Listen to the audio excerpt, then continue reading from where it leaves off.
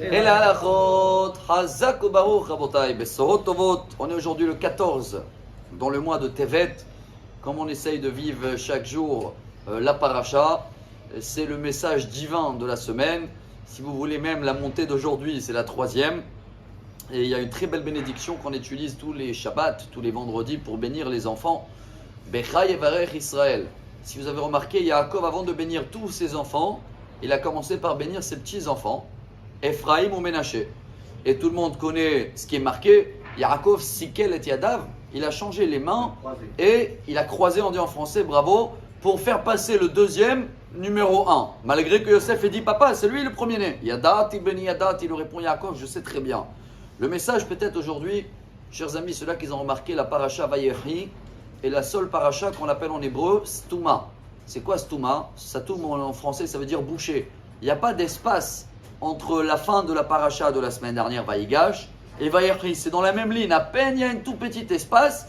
Et Rachid dit, il n'y a pas eu d'espace, ni stémou. Ça a été bouché, les yeux d'Israël, parce qu'on est rentré en Égypte. Au début, tout allait bien. Parnassa, ça va, les enfants, ils sont là. Mais après quelques années, ça se dégrade. Et le résultat, ça devient un exil et l'esclavage.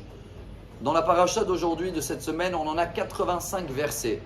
C'est la valeur numérique de P, bouche. Donc si je fais un résumé de la paracha, en français ça se dit bouche B, comme ça ils disent, la bouche qui est fermée.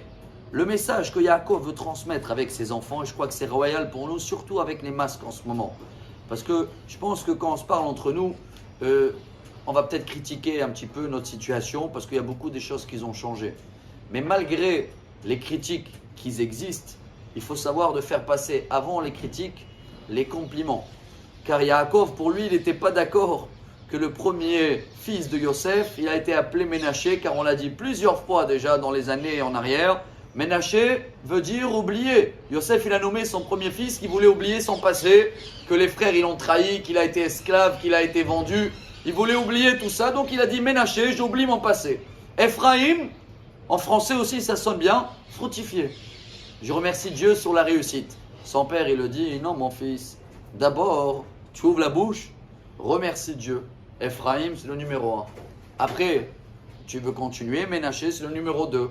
Ce qui veut dire pour nous, chers amis, la bénédiction qu'ils ont eue les premiers dans la montée d'aujourd'hui, Ephraim ou Ménaché, ça veut dire que si on ouvre la bouche, même à travers le masque, c'est d'abord pour, je vais dire pour sourire, pour remercier, trouver par force ce qui a été amélioré pendant toute cette période-là qu'on est en train de vivre. Même les poissons, c'est ça la bénédiction qu'ils ont eue.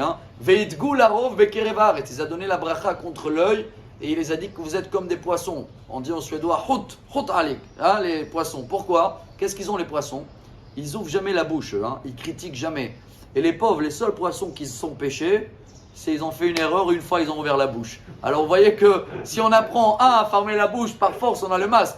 Mais même à travers du masque, si on apprend à sourire, à remercier, avant de se plaindre, commencer par des compliments, et bien là, on est en train de réaliser cette bénédiction qui a été donnée dans la troisième montée, dans la paracha de cette semaine, qui est royale. Alors, bonne journée à tous, Besorot Tovot, rempli de bénédictions. Amar Rabbi Elazar.